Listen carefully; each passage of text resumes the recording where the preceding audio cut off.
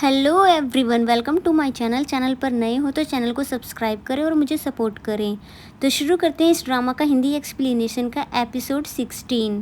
Episode की शुरुआत में हमें लीसोंग को दिखाते हैं जो कि अभी तक गोल्ड ढूंढने के प्लान में लगा हुआ है और डोंग अपना फेशियल कर रहा था कि तभी डोर पर वुजुल आता है बहुत सारे खाने की चीज़ लेकर, क्योंकि वो आज रात ड्रंक होना चाहता है, क्योंकि वो अपने गमों को भूलना चाहता है और वो ड्रंक तभी हो सकता है जब वो इंसानी खाना खाएगा।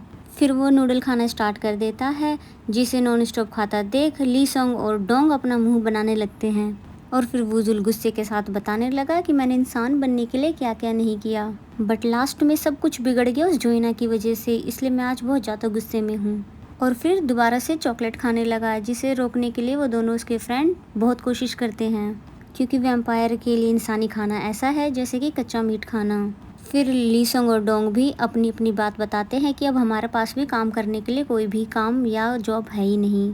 तो ये सुनकर वुजुल बहुत ज़्यादा परेशान हो जाता है, क्योंकि उसे एज अ लीडर इन दोनों का ख्याल रखना था, पर वो कुछ भी नहीं कर पा रहा। तो फिर वो दोनों इसे समझाते हैं कि आप हमारी फ़िक्र मत करो, आप तो बस इंसान बनने की पूरी कोशिश करो, क्योंकि हमें मिस्टर को बता चुके हैं ये टाइम तुम्हारे लिए बहुत ज़्यादा डेंजर है। दूसरी तरफ जोहिना वुजुल की बात कर रही थी कि उसे डांट कैसे रहा था, कि तभी एक दूसरा गेस्ट आता है। वो बताता है कि मुझे ये जगह बहुत ज़्यादा पसंद आई, इसलिए मैं यहाँ रुकना पसंद करूँगा। तो जोहिना फिर उन्हें उनका रूम दिखाती है और फिर सब चीज़ बताकर वहाँ से जाने ही वाली थी कि वो अंकल उसे रोककर पूछते हैं, क्या तुम यहाँ की ओनर हो? तो जोहिना कहती है हाँ। तो फिर वो अंकल कहते हैं कि तुम्हारे माता पिता तो तुम पे बहुत ज़्यादा प्राउड फील करते होंगे, क्योंकि तुम इतनी कम एज में इतना सब कुछ जो कर रही हो। तो जो है ना, पेरेंट्स की बात सुनकर इमोशनल होने लगती है।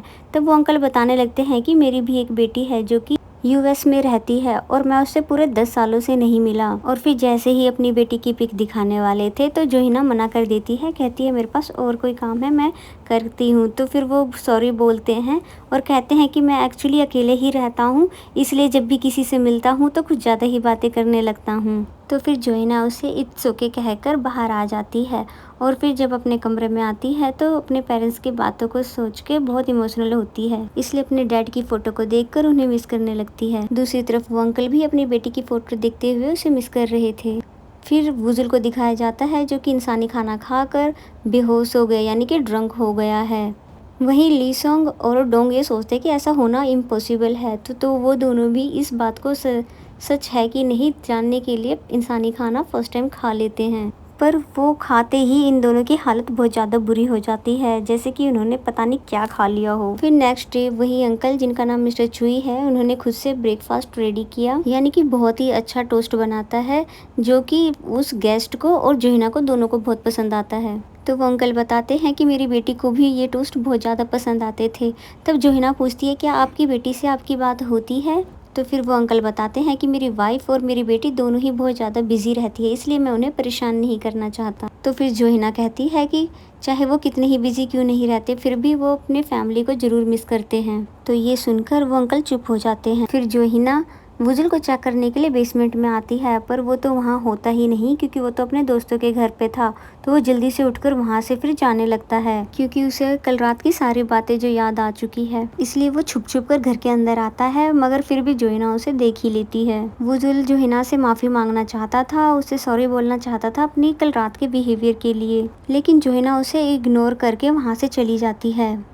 दूसरी तरफ डोंग ने शॉप खाली करना शुरू कर दिया, क्योंकि उसको यहाँ से निकाल जो दिया है। तो तभी वहाँ मिस्टर को आते हैं डोंग को उसकी कुकिंग में मिस्टेक बताने के लिए, और वो बताते हैं कि डोंग अभी तक फूड में क्या क्या मिस्टेक करता आ रहा है और यहाँ तक कि वो फूड को सही से सर्व भी नहीं करता। तो फिर लीसोंग और डोंग दोनों एक्सप्लेन करने लगते हैं कि इनमें उसकी कोई भी गलती नहीं है, यानी कि वो दोनों तो वैम्पायर है, इसलिए इंसानी खाना को टेस्ट नहीं कर सकते, इसलिए उन्हें पता ही नहीं चलता कि उन्होंने डिश सही से बनाया भी है कि नहीं।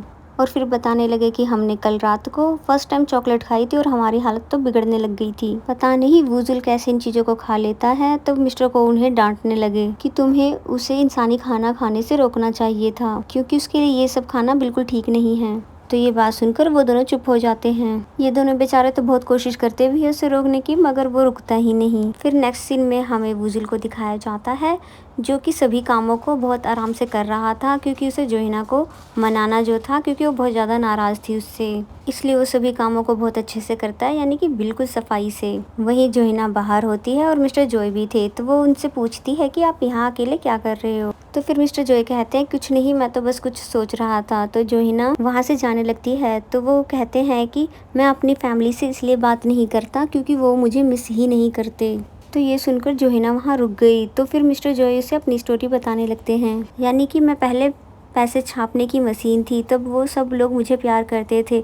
जैसे ही मेरी कंपनी बैंकरप्ट हो गई तो वो लोग मुझसे बात भी नहीं करते, यानी कि उनके लिए मेरी कोई वैल्यू ही नहीं। मैंने बहुत कोशिश की सब कुछ ठीक करने की, मगर मैं नहीं कर पाया, और आखिर मैं हूँ तो एक इंसान ही, तो मैं ऐसे कैसे जी सकता हूँ। इसलिए मैंने डिसाइड किया मुझे यहाँ नहीं रहना, और मैं अकेले ही 10 सालों से फिर रह रहा हूँ। बट मेरी फैमिली ने मुझे एक बार भी अभी तक मिस नहीं किया। तो उनकी ये सारी बातें सुनकर जोहिना भी बहुत ज़्यादा इमोशनल हो जाती है, और उसे भी ऐसा लगता है कि मेरे डैड भी ये सब ज़रूर फेस कर चुके होंगे। तभी पीछे से वुजुल भी आ जाता है। तो जोहिना कहती है आज मैं भी अपनी फीलिंग्स शेयर करना चाहती हूँ, और फिर बताने लगती है कि मेरे डैड बहुत सालों से गायब है और मुझे वो छोड़कर चले गए थे। गवर्नमेंट तो उन्हें लीगली डेथ घोषित कर चुकी है, पर मेरा दिल नहीं मानता उनका फ्यूनरल करने का। यानी कि ये बहुत अजीब फीलिंग है इससे, क्योंकि मुझे पता चल ही नहीं पा रहा कि मेरे डैड इस दुनिया में है भी कि नहीं। पर मैं फिर भी अपने डैड को दिल से माफ़ कर चुकी हूँ, वो जैसे भी है तो मेरे डैड। इसलिए मैं दिल से प्रे करती हूँ कि मेरे डैड अगर जिंदा है और वो इस दुनिया के किसी भी कोने में है, हमेशा खुश रहे, क्योंकि मैं उनको हमेशा याद करती हूँ। अगर वो भी कहीं होंगे तो वो भी मुझे याद ज़रूर करते होंगे।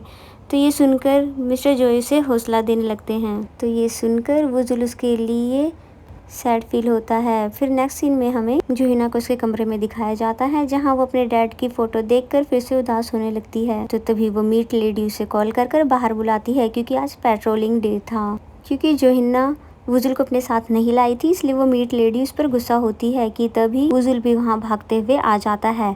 तो फिर अपनी अपनी डायरेक्शन बांटने के बाद वो सभी लोग वहाँ से चले गए, और फिर जोहिना जो कि वुजुल से नाराज़ है तो वो उसको इग्नोर करने लगती है और उसके साथ चल भी नहीं रही थी। तो वुजुल उसके सामने खड़ा होकर फिर उससे माफ़ी मांगने लगता है। वो कहता है कि मुझे पता है कि कल रात को मैं कुछ ज़्यादा ही बोल गया, इसलिए मुझे माफ़ कर दो। जोहिना पहले तो नहीं मानती, फिर उसे बाद में माफ़ कर ही देती है, और फिर पूछने लगती है कि तुम कल पूरी रात कहाँ थे, तुम्हें पता है मैं कितनी अजीब फील कर रही थी।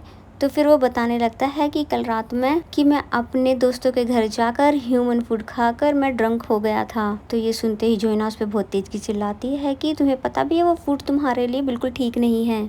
तो फिर वो उसे वार्न करती है कि तुम फिर मुझे बिना बताए कहीं डिसअपियर नहीं हो जाना। फिर जोहिना कहती है मैं किसी और को नहीं खोना चाहती।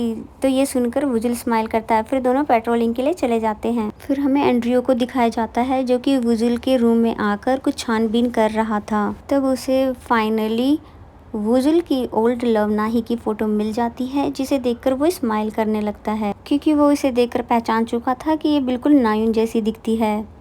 फिर तभी जोहिना एक कपल को किस करते हुए देखकर अपनी फेस को दूसरी तरफ टर्न कर लेती है, मगर वुजुल तो ये सब देखकर एंजॉय कर रहा था। तभी जोहिना उसको खींचकर अपने साथ ले जाती है। फिर वुजुल उससे पूछता है क्या तुम्हारा मन नहीं करता किसी को लव करने का और किसी के साथ अपनी हार्ट बीट को फील करने का। तो फिर जोहिना बताती है कि मेरी लाइफ तो शुरू से ही परेशानियों से घिरी हुई है, जिसका एक ही सॉल्यूशन था मनी, इसलिए मैंने सिर्फ पैसा कमाने में फोकस किया, इसलिए कभी इन चीज़ों के बारे में नहीं सोचा। और फिर गेस्ट हाउस के बाहर जैसे ही आते हैं तो वो एक पेड़ को दिखाकर बताती है कि मेरी लाइफ भी बिल्कुल इस पेड़ की तरह है, जिस पर अब कभी भी कोई लिप्स नहीं आ पाएगी, क्योंकि ये बिल्कुल डेथ है, अब ये बिल्कुल उम्मीद छोड़ चुका है। तो जोहिना की बातें सुनकर वुजुल बिल्कुल हैरान हो जाता है कि जोहिना कैसे लव पर से बिल्कुल गिव अप कर चुकी है, कि जैसे ये इंसान ही ना हो। तो तभी वुजुल को चेस्ट में पेन होने लगता है। तभी वुजुल को मिस्टर को की बात याद आती है कि अब बॉडी में कुछ अबनॉर्मल से सिम्टम्स दिखाई देंगे। फिर नेक्स्ट डे जोहिना को मिस्टर जॉय के कमरे में की के साथ एक लेटर भी मिलता है, जो कि अब जा चुके थे, और क्योंकि वो अब यहाँ पे सिर्फ सियोल में 2 दिन के लिए ही रुके हुए थे, क्योंकि उन्हें यहाँ रहकर बहुत अच्छा लगा था, इसलिए अब वो कोशिश करेंगे अपने फैमिली रिलेशन को भी ठीक करने की। तो तब जोहिना उस लेटर को रीड करके बहुत मुस्कुराती है। फिर दूसरी तरफ डोसिन एक गिफ्ट देख रहा होता है जिससे जोहिना ने उसे दिया था एज ए थैंक्स, क्योंकि डोसिन ने उसकी बहुत हेल्प जो करी थी, इसलिए वो गेस्ट हाउस की फर्स्ट अर्निंग से उसे ये गिफ्ट दे रही थी। इसलिए डोसिन तब बहुत ज़्यादा खुश होता है और प्रेजेंट में वही याद करके दोबारा से खुश होने लगता है। तो तभी उसे चेस्ट में पेन होने लगता है और वहीं पे बेहोश हो जाता है। फिर डोसिन को हॉस्पिटल में दिखाया जाता है जहाँ पर उसका असिस्टेंट उसके लिए परेशान था, पर डॉक्टर हैरान था कि डोसिन को आखिर हुआ क्या है और वो बेहोश क्यों है। तभी डोसिन होश में आ जाता है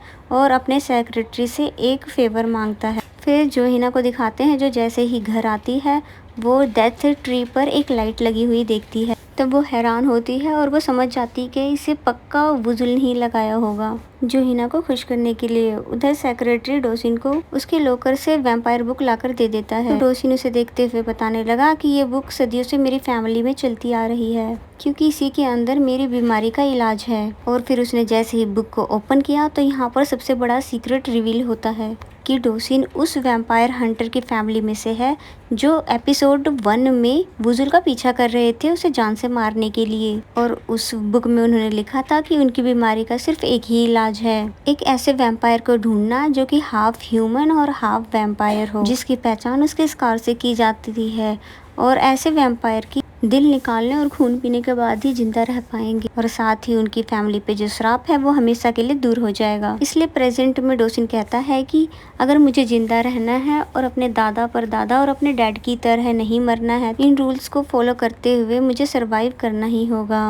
फिर दूसरी तरफ जोहिना को दिखाते हैं जो कि वुजुल के पास जाती है और पूछती है कि तुमने इतनी मेहनत क्यों की इस ट्री को इतना डेकोरेट करने में। तो वुजुल कहता है कि मैं तुम्हें दिखाना चाहता था कि एक डेथ ट्री भी ब्यूटीफुल दिख सकता है, इसलिए तुम भी किसी के साथ फॉल इन लव हो सकती हो। तो जोहिना ये बातें सुनकर बहुत ज़्यादा हैरान होती कि वुजुल को इसकी कितनी ज़्यादा फिक्र है। तो जोहिना कहती है कि फिर तो तुम्हारे भी प्रॉब्लम का कोई ना कोई सोल्यूशन तो जरूर होगा, यानी कि जैसे इस ट्री पर फ्लावर लगाए जा सकते हैं वैसे ही तुम्हें भी फुल ह्यूमन बनने का ट्राई करना चाहिए। इसलिए तुम बताओ कि हम तुम्हारी प्रॉब्लम को कैसे दूर कर सकते हैं, क्योंकि मैं सच में तुम्हें फुल ह्यूमन बनने में मदद करना चाहती हूँ। तो फिर वुजुल काफ़ी देर तो चुपचाप जोहिना को देखता है और फाइनली उसे बता ही देता है कि मुझे इंसान बनने के लिए तुम्हारे प्यार की ज़रूरत है। तो जोहिना उसकी बात सुनकर काफ़ी ज़्यादा हैरान हो जाती है कि आखिर वुजुल बोल क्या रहा है। तो इसी के साथ ही एपिसोड यहाँ पर ख़त्म हो जाता है। अगर वीडियो अच्छी लगे तो वीडियो को लाइक करें और कमेंट करके ज़रूर बताएं कि ये एपिसोड आपको कैसा लगा। और अगर चैनल को सब्सक्राइब नहीं किया तो चैनल को सब्सक्राइब कर ले। और मिलते हैं नेक्स्ट एपिसोड में, तब तक के लिए बाय बाय।